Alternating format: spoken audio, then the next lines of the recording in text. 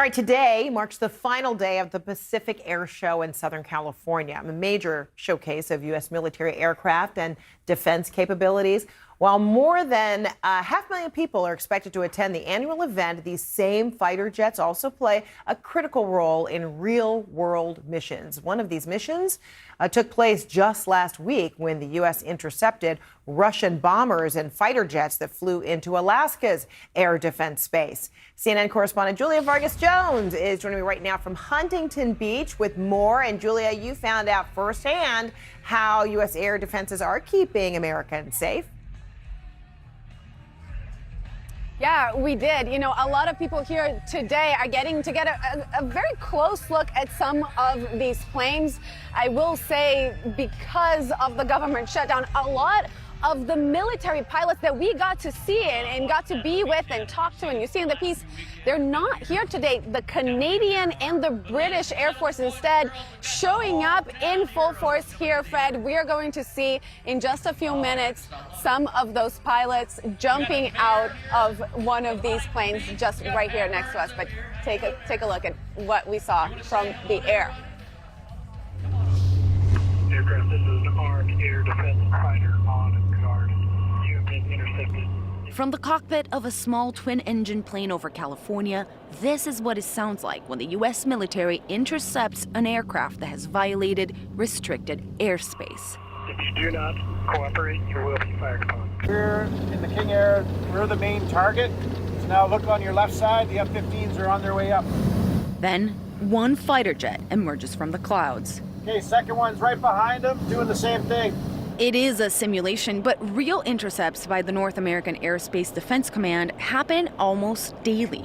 Often when civilian pilots stray into temporary flight restrictions around the president, major sporting events, or global summits. Less common, but not unusual, military planes. Last week, NORAD intercepted 4 Russian fighter jets in Alaska's air defense identification zone. This was not seen as a threat, according to NORAD. Fighter pilots now approach as they try to assess why our pilots would not be responding to their warnings. Does it look like a hijack? Are the pilots unconscious? They can see if there's any damage to the airplane. Something's going on there. It is unbelievable how close these F-15s are to our King Air. I can see inside the cockpit there, and the captain just informed us that those are live weapons. But firing those weapons is the last thing the pilots want. Their job is to make sure a warning is enough. Oh, what was that? Well, that's the jet wash, and that's to get the pilot's attention. It's an escalation maneuver, sometimes used with flares, designed to force a response and establish control. This is as far as the simulation will go. Oh, I don't know. I haven't seen it. Back on the ground, we meet one of the pilots. I mean, it felt to me like you were about to hit us, right? Well, and what our goal is to move to a safe distance. So thinking close to that 1,000 feet, and then slowly but surely, as safety dictates, we'll kind of move in closer and closer. Okay.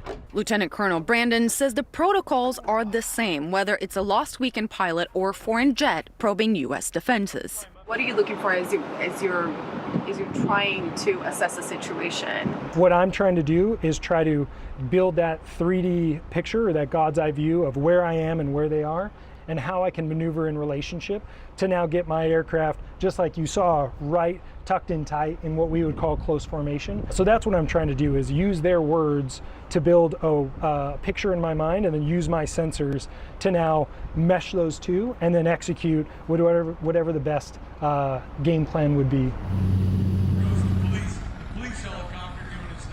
And Fred, I'm hearing some of those pilots coming above us right now.